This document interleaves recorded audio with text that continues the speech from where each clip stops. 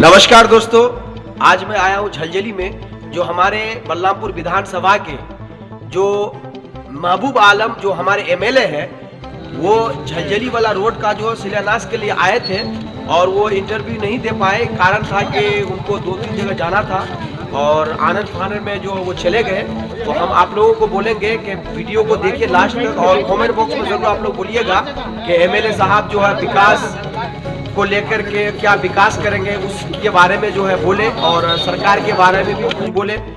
तो कुछ बांग्लादेश के देशी के बारे में भी बोले हैं। आप लोग कमेंट बॉक्स में देखिए और जो है कमेंट बॉक्स में बताने का प्रयास करिएगा।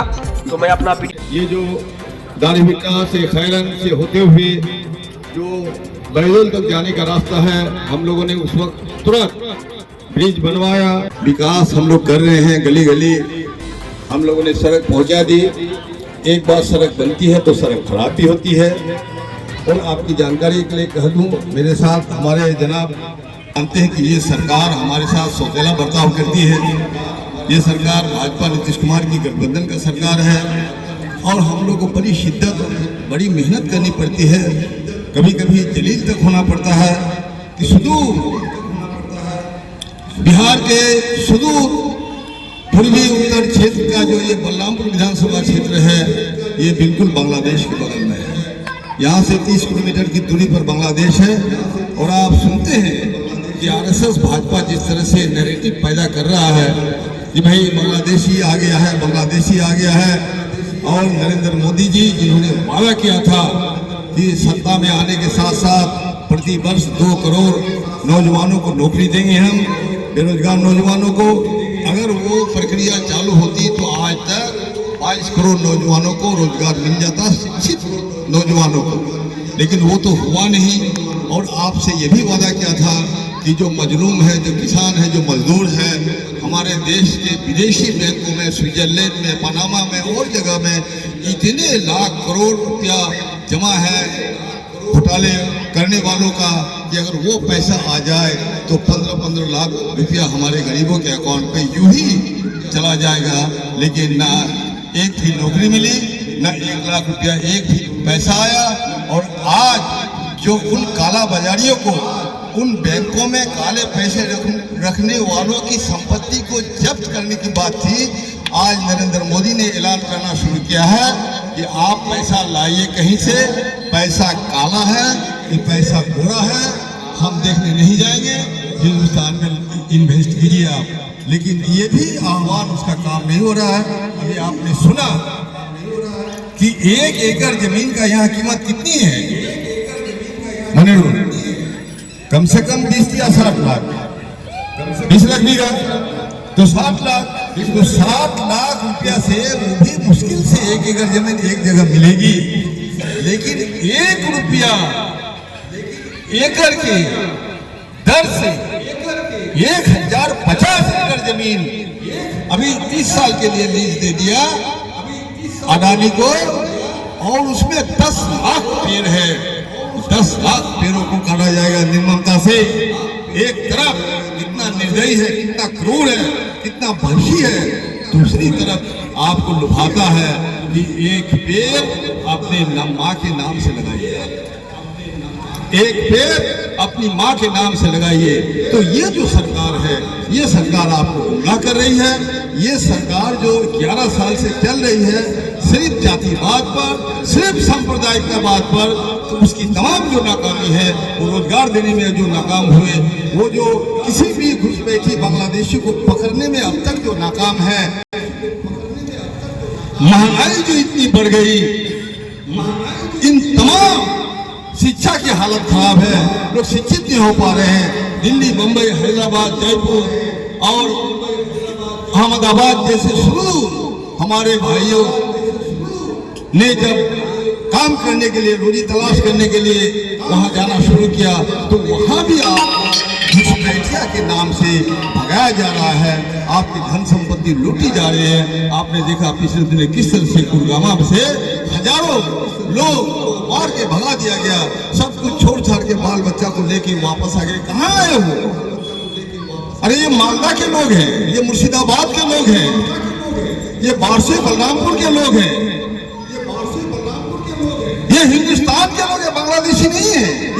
मैंने विधानसभा में कहा मरलू कि बांग्लादेशी अगर आपको खोजना है कि एक कमेटी बनाइए, उसमें 5 मेंबर भाजपा का रहे एमएलए, 4 रहे आरजेडी का, 4 रहे जेडीयू का, हम लोग का 2 रहे, 3 नहीं तो 2 ही रहे, और कांग्रेस का 3 रहे, और जो तलकोला से लेकर के करण दीगी है ना, सब थाना रायगंज है ना, थाना इटाहा, खरबा, चाचल, हरिश्चंद्रपुर, ये 6-7 थानाओं से घिरा हुआ जो हमारा ये इलाका है, कहाँ बांग्लादेशी आया है, जरा तलाश किया जाए, खोजा जाए।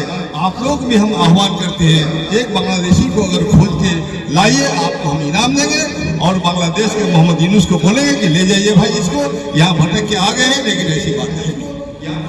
ये मुसलमानों को गाली देने का एक रास्ता उन्होंने खोला है।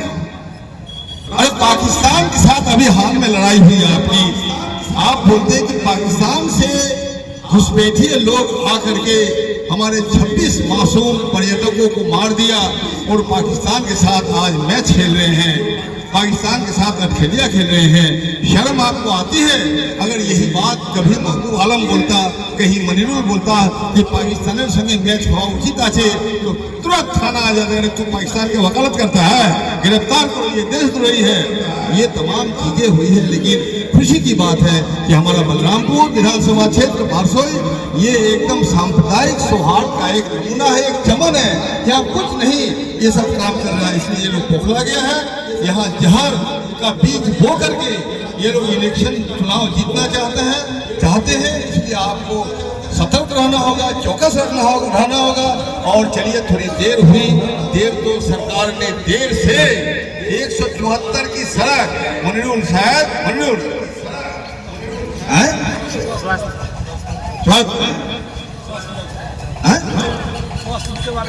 हाँ, कटिहार जिला में सबसे ज्यादा सड़क का यहाँ शिलान्यास हुआ।